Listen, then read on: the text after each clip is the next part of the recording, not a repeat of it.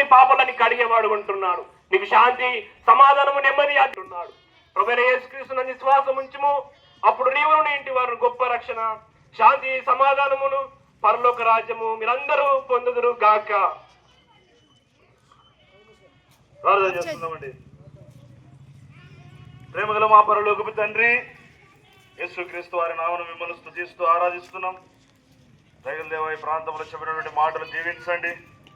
అనేకులు యేసుక్రీస్తు ప్రభువే నిజమైన దేవుడు, లోక రక్షకుడు, పాపం నుంచి విమోచించే దేవుడిని ప్రియుడా కృపకాలములో వారికి హల్లెలూయా. దేవాక్యను బయలుదేరడం విధంగా తెలుస్తున్నది.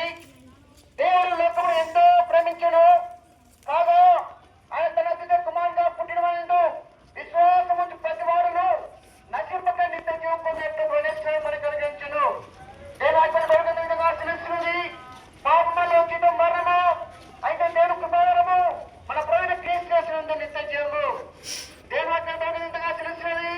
లేఖన ప్రకారము క్రీస్తు మన పాపంతో మృతి పొందెను, సమాధి చేయను, లేఖన ప్రకారము తిరిగి లేపలేను. దేవాక్యను బయలుదేరడం విధంగా తెలుస్తున్నది.